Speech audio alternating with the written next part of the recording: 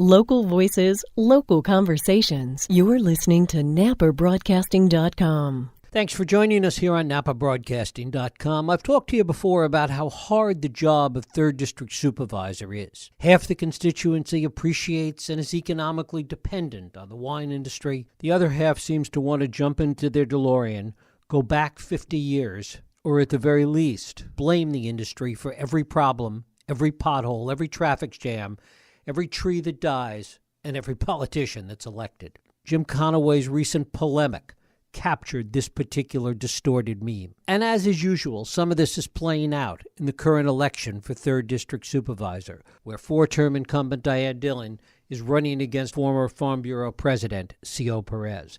It is my pleasure to welcome Cio Perez to the program today to talk a little bit about this campaign and about himself. Cio, thanks so much for coming in. Thank you very much for the opportunity. Well, it's great to have you here. First of all, tell us a little bit about your background and a little bit about your history. I think there's still some people that may not know. Well, I was born and raised in St. Helena, went through St. Helena's school system through high school, graduated from St. Helena High, spent 1 year at Stanford University, and after spending the 1 year there at Stanford, decided to transfer to UC Davis, where I got a degree in viticulture and enology, a BS degree. And when you went into Stanford, did you have the interest in viticulture and enology, or did that sort of come out of that experience? No, actually, my attendance at Stanford was an agreement with my dad and I. Since I got accepted to Stanford, he wanted me to go there for at least 1 year before I decided to transfer to Davis. But through that whole time, I had an interest in farming. And you wound up at Davis, and then talk a little bit about what happened next.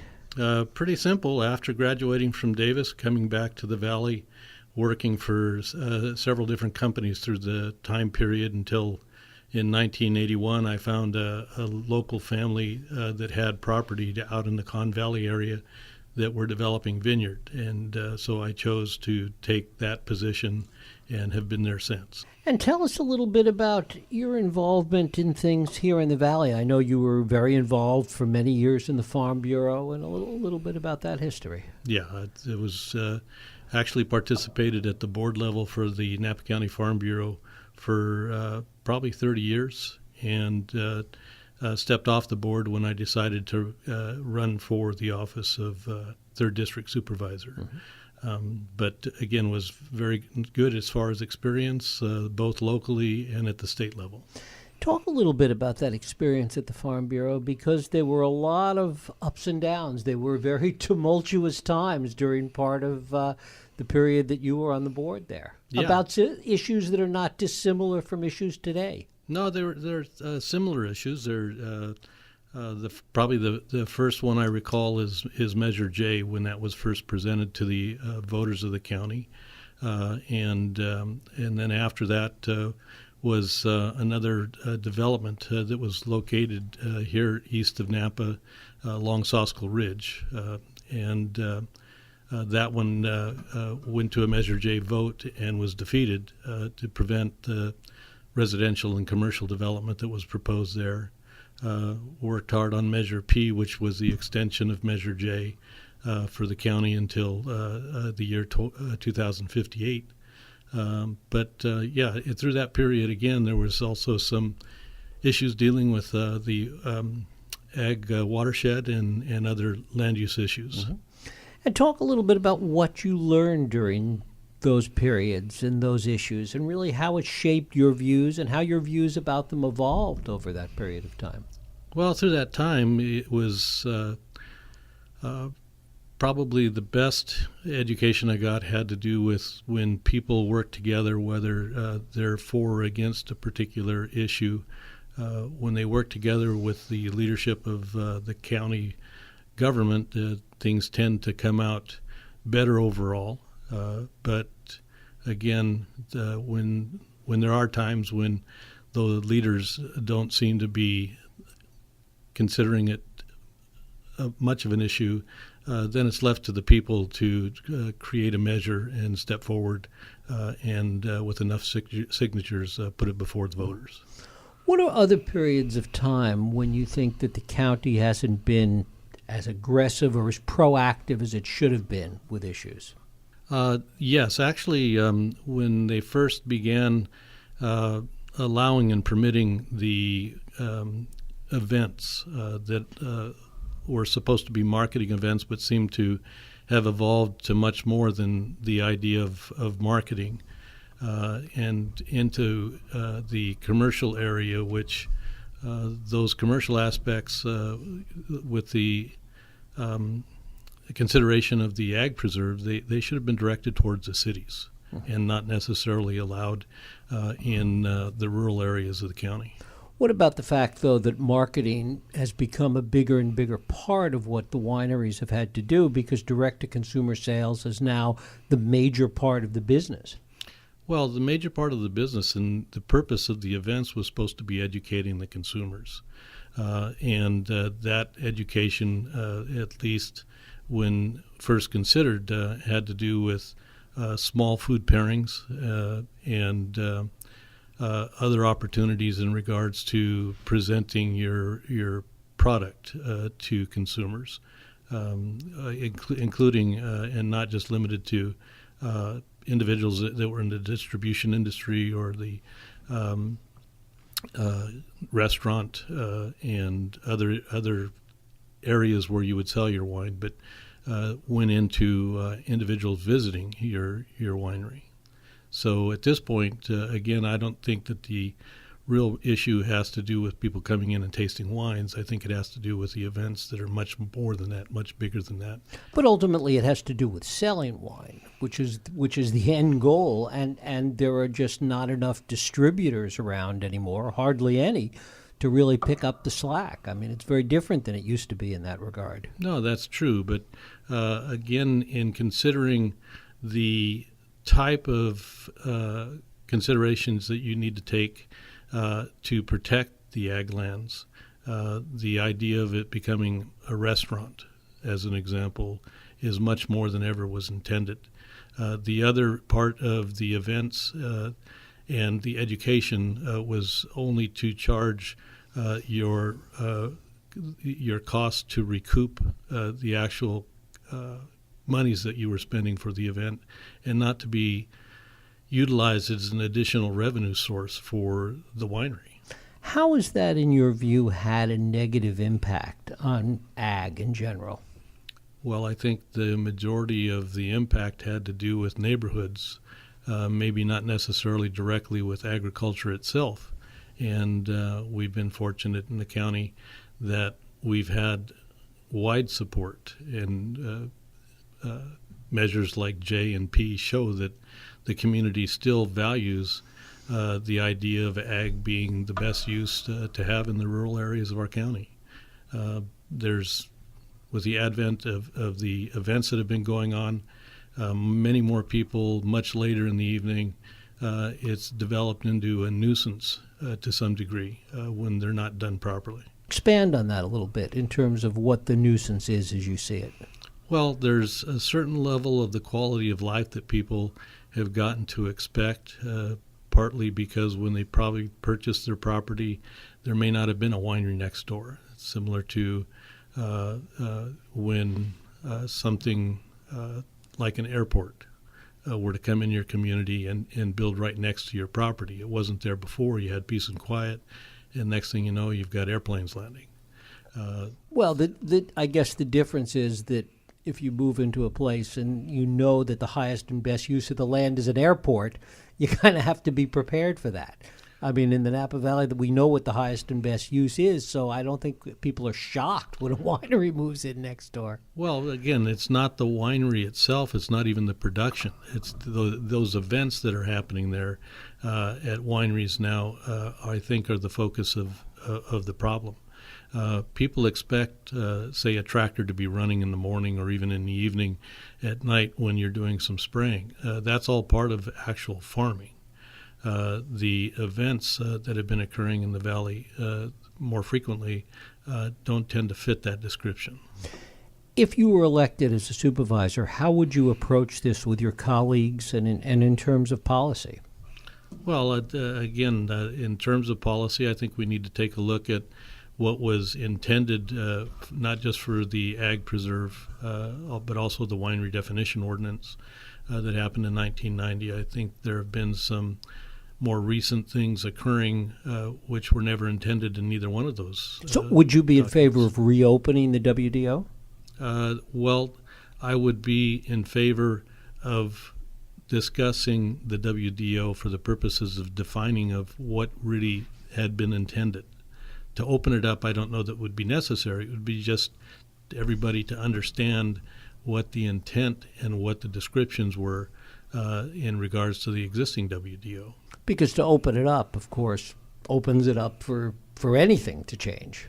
Well, I think most of us consider the 75% rule to be the most important part of the WDO. That protects our farming and its health, certainly. And it's always been assumed that with that 75% rule, any winery going on to ag lands would be for the benefit, the majority of the benefit would be for the agriculture here in the county. Moving away from agriculture for a moment, what are some of the other issues that you've looked at, that you're concerned about, that are on your radar as far as potentially being a supervisor? Well, there's a few that they're somewhat local to the different parts of the district. One is the fairgrounds up in Calistoga, and somewhat the I don't want to call it neglect, but the maintenance and upkeep of the facility hasn't been what it should. I think there are events that could be encouraged to happen there that would be of benefit and interest to that local community of Calistoga, and help improve the income for the facility and help in regards to the economics of their budget. What are your thoughts about the city of Calistoga wanting to buy it? I don't know that it's really going to matter who owns it. I think in the long run it depends on the intentions of the individuals that are guiding it. I would hate to think that it's going to be sold for the purposes of another hotel and spa, as an example. I think that's the wrong direction to go for the county or the town of Calistoga. I think it's an opportunity to develop it to be an asset for all of District 3. I mean, people in St. Helena certainly aren't that far away from Calistoga to utilize the facility for their needs as well. Talk a little bit about what you see going on in St. Helena. Certainly the city has some serious economic problems. There are, I understand, 15 empty stores in the city of St. Helena, all told. Talk a little bit about what you see happening there. Well, again, it's a difficult situation in regards to the city. It's gotten to be moving more towards accommodating for tourists and hospitality in regards to the stores and further away from the locals. And as a result, prices and for rents are high. Everybody is trying to capitalize as much as possible on the popularity. The city itself, I don't know that it was or is as big an issue economically, but certainly their issue with water is pretty big, and same with sewage disposal. Mm-hmm. Both are somewhat limited as to the resource now, and I would hope that their leadership will kind of get their house in order before they start looking at expanding any additional use of either water or waste disposal. It's an interesting mix in the district. You have, Yountville, which is pretty much built out at this point, and certainly a lot going on there. You've got St. Helena, which is resisting everything and it's arguably suffering the economic consequences of that. And Calistoga, which is on the move, I guess, as they say. Well, I think the difficulty, again, is what you're choosing to expand. And the glitter of hotels and spas certainly increase your visitation, but what they also increase is your need for affordable housing and other issues that go along with wages that are being paid at the lower level. It only complicates an existing problem more so than than say other projects you might look at or consider that have a higher base wage that you would be paying. For example? Well, again, that's there are a lot of things connected with the tech industry that don't utilize much of anything except the internet, and that has no draw in regards to visitation or the glamour of wineries, but it certainly maybe would put people in a better position to be able to work in an area and afford what is needed just for living. What is your sense of the direction of the current Board of Supervisors? Again, I think they've lost a little bit of the focus of what the Ag Preserve was intended to do. I don't know that we need more than 26,000 events a year that have been permitted. I think they've fallen short in regards to requiring compliance and short on enforcement.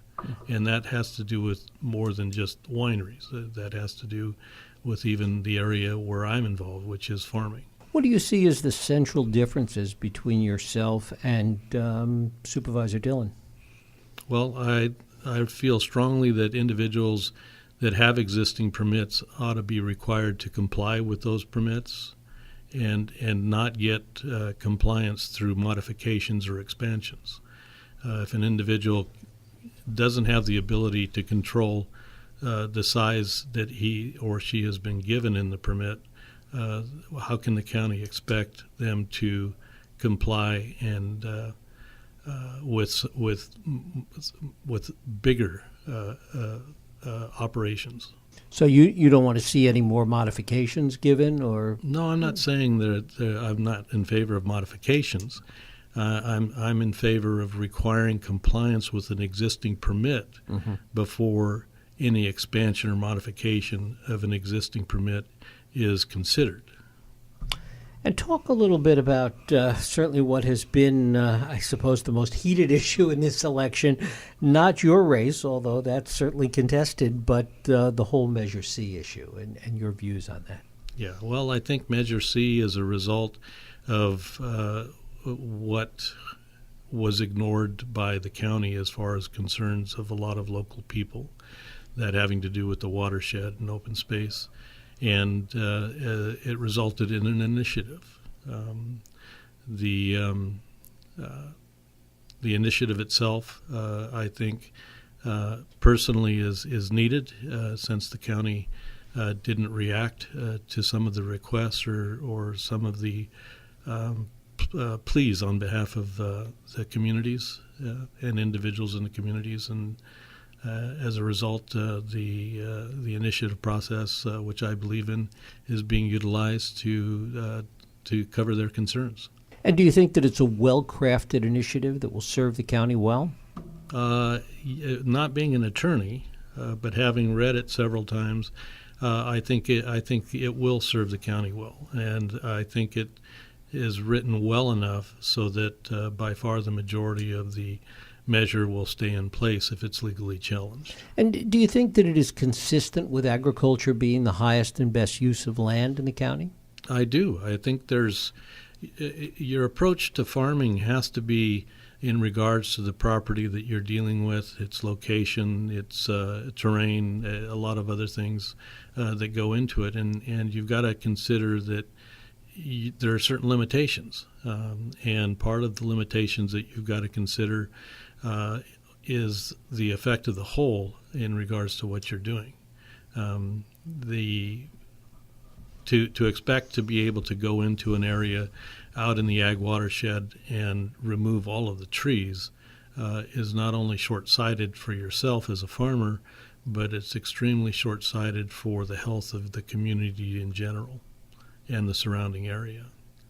And specifically, it has to do with the ability of the terrain to function as a water absorber and replenisher. And some would argue that vineyards do that as well.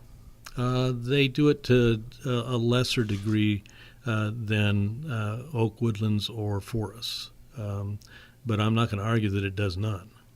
How do you see that in the context of what we went through in the fall with the fires and concern about the oak woodlands and the forest really becoming overgrown if not managed properly? Well, if anything isn't managed properly, there's going to be results that aren't too good. When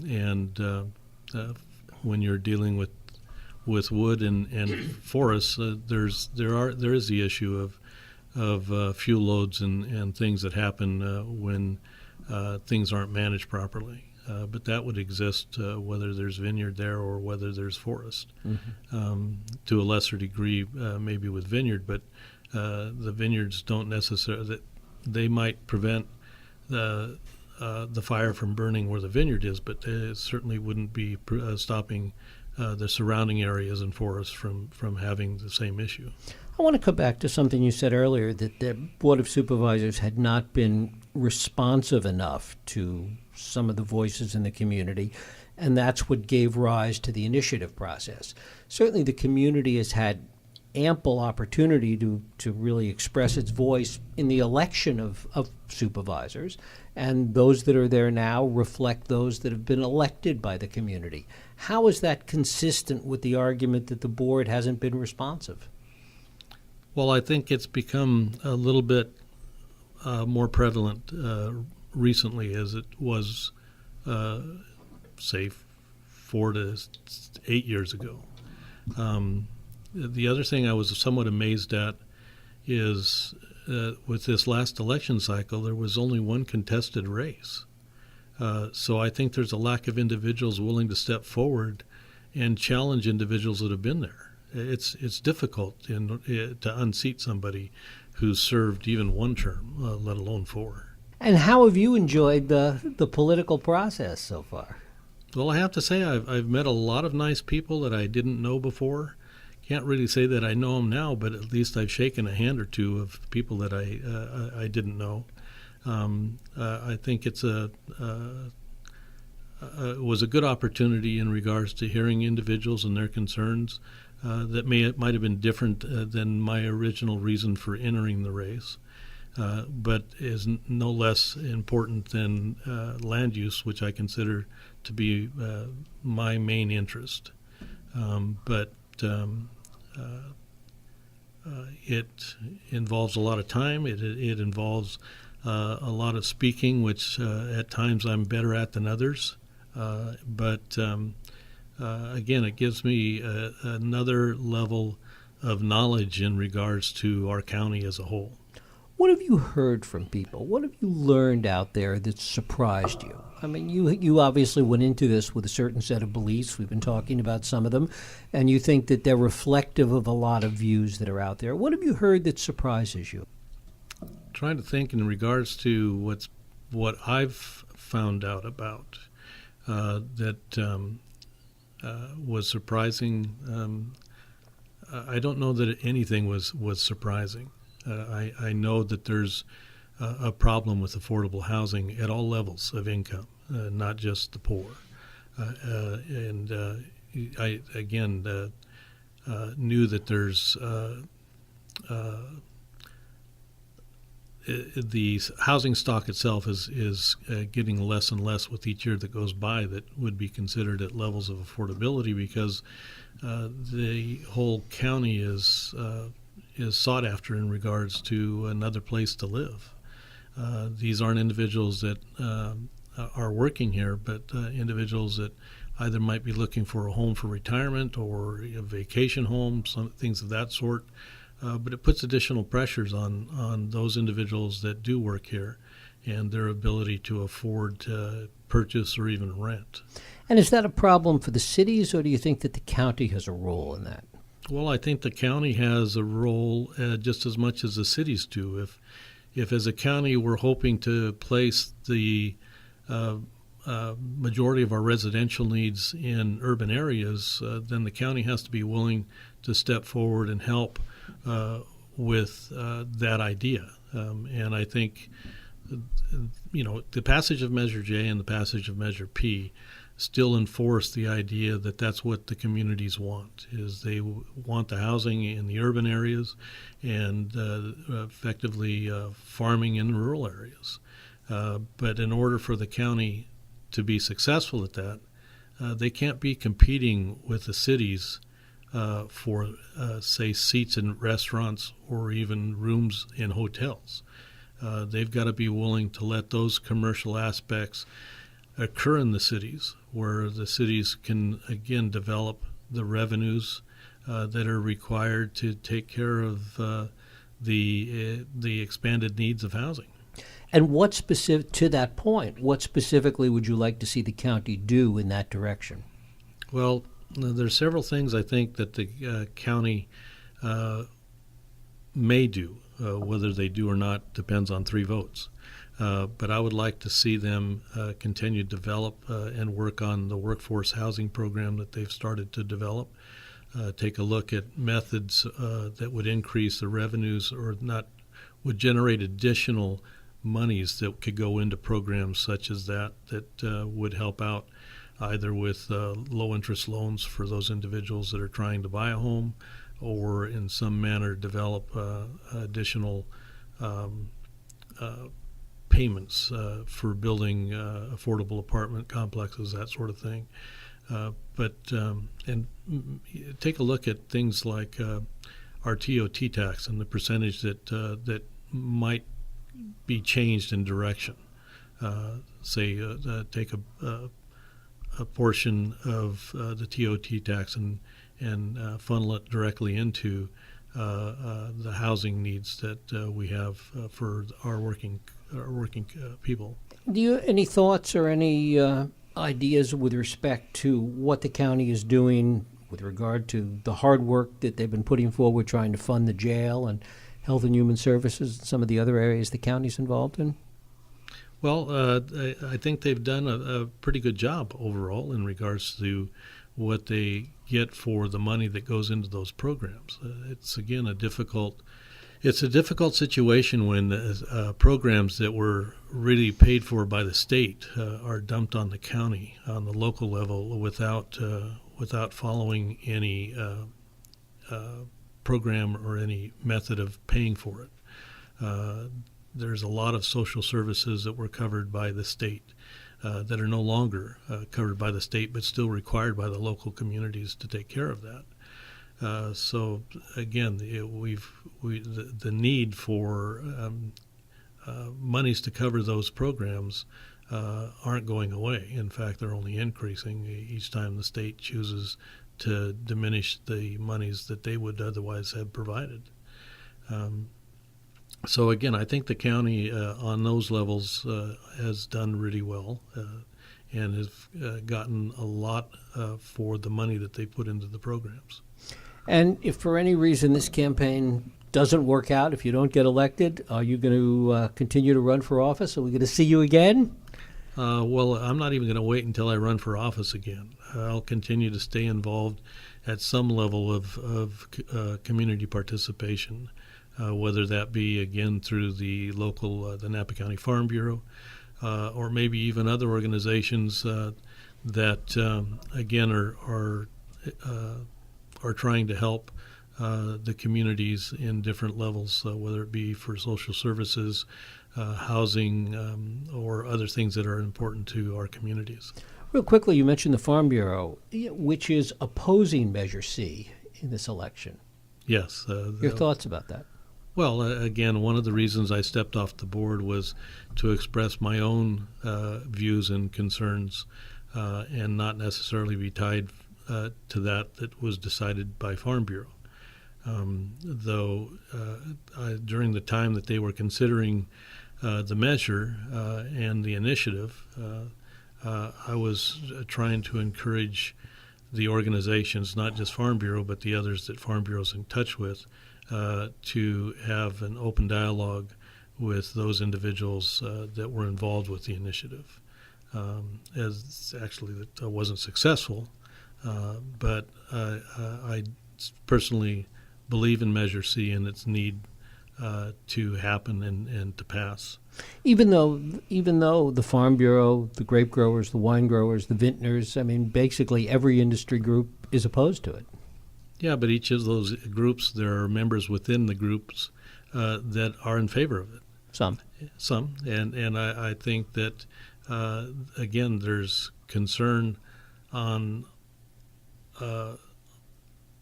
the ends that felt that the county leadership was not doing enough, and again took the steps in the form of the initiative to try and modify or change the position of the county. Is the initiative process the best way to go about that? There's a lot of people that see this not as something about saving some oak trees, but really see it as a way of some people punishing what they don't like about what the industry has done. No, I don't agree with that. I don't think it's a manner of punishment or intended that way at all. I think it's really a concern over the resource of water and what we have here as far as our quality of life. And when the governing agencies or the leadership is ignoring that for the benefit of few, when you consider the total headcount of the communities in the county, it's more important to try and address the concerns of the majority. I mean, that's the way democracy works. So I think the initiative and the measure was brought forward out of true concern for what we would lose as far as quality of life and the needed resource of water for our communities, and not for punishment. Cio Perez, I thank you so much for coming in and spending some time with us. I really appreciate it. Jeff, I appreciate the invitation and again the opportunity to talk. Thank you. You're listening to NAPAbroadcasting.com, Napa Valley Radio for the way we live now.